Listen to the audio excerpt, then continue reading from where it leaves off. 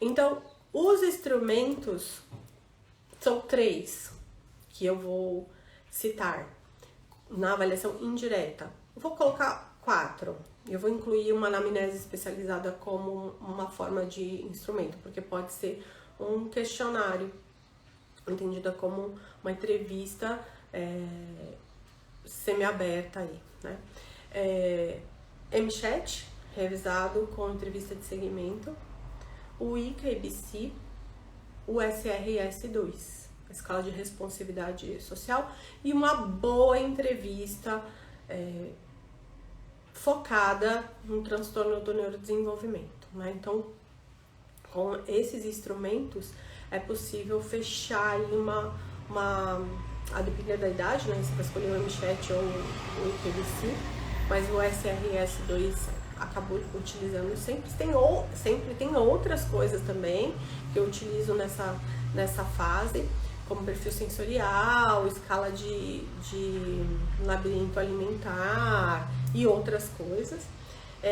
Mas importante que o profissional saiba que existem essas duas fases, tá? Então você, profissional que está procurando aí instrumento para avaliação, ok, existe a avaliação indireta, mas a avaliação do transtorno do espectro autista não se faz só com avaliação indireta, você está fazendo só uma parte. Então, para você fazer uma boa avaliação, você precisa fazer as duas partes.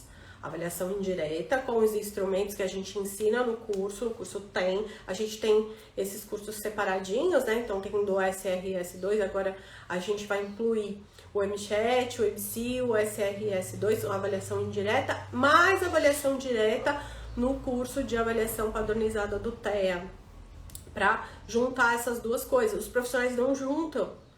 E quando eu falo assim, os profissionais, é porque eu recebo muito essas dúvidas de alunas no direct, de perguntas, a pessoa vai comprar o curso, por exemplo. Ah, mas ensina os instrumentos? O curso, inicialmente, era só da avaliação direta. E na avaliação direta, os instrumentos seriam aí de cada profissão. Então, psicólogos, um R, o VIS, que são testes direto com a criança. Um MChat, ele não pode ser incluído lá na avaliação direta. É resposta ali do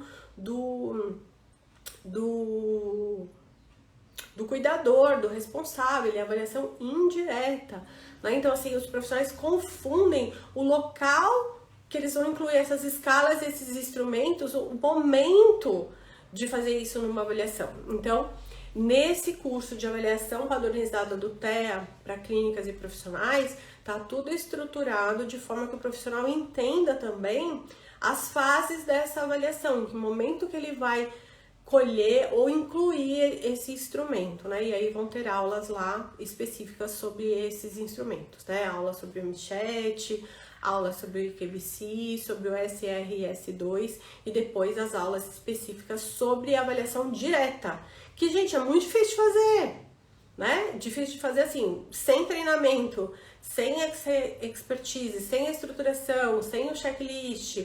É difícil, porque ela tem uma estruturação, eu diria que uma linha, né, de olha, é por aqui, mas ela não é um questionário de sim, não, né?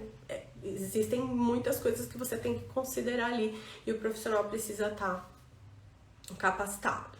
Então, quais são os instrumentos? Essa pergunta a pergunta que não quer calar, né? Quais são os instrumentos?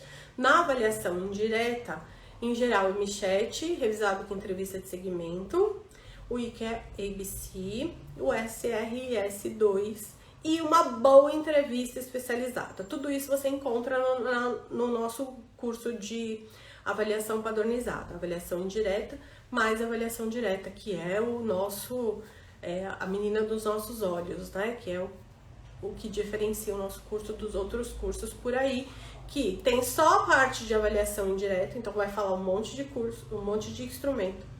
E depois vai começar a falar de avaliação para intervenção. E aí é outra coisa. Avaliação diagnóstica é uma coisa, avaliação para intervenção é outra coisa. fechar a HD dessa criança, né, para que o pai tenha ali o laudo que vai subsidiar a decisão do médico, neurologista, psiquiatra, pediatra, enfim, ok, está dentro do espectro, agora vamos pensar qual vai ser a quantidade de horas, quais serão as terapias, quais são as possibilidades dessa família, vai para o convênio, vai para o SUS, vai para o particular, vou ter que entrar com liminar, não vou, o que eu vou fazer? É pós-avaliação diagnóstica. Se muitos pais frustrados por o profissional aplica lá, faz avaliação indireta, suspeita de TEA, faz avaliação para intervenção, então aplica muitas vezes Denver, checklist currículo Denver, PEP-R muitas vezes, VB-MAP, não sai com uma conclusão, uma HD, sai com um relatório desse tamanho, com indicação de 40 horas, leva para o médico ou leva para o convênio, e aí não tem HD, os médicos não sabem o que fazer com aquilo, os pais ficam assustadíssimos porque fez uma avaliação de risco para TEA, sai com 40 horas de terapia, 30 horas, aba, e ele não tem o diagnóstico fechado, ele não consegue nada no convênio, porque não fechou o diagnóstico. O médico também não entende que aquele relatório está subsidiando a sua decisão de fechar o diagnóstico. Por quê? Porque quando a gente aplica checklist curriculum Denver, VB-MAP e outros, é para construir o programa de intervenção nosso aqui das terapias, né? E claro que isso vai dar informações sobre a criança, mas vai dar barreiras, vai dar déficits e excessos e não vai responder as perguntas do nosso guia, que é o DSM-5. Né? Então aplicou um instrumento da avaliação indireta e foi para a intervenção. Então existe uma lacuna em muitos relatórios. E essa lacuna é a parte de observação do comportamento, diagnóstico nosológico, que é a observação através do brincar. Existe uma sistematização para isso e é o que a gente ensina no nosso curso de avaliação padronizada do TEA para clínicas e profissionais da área da saúde.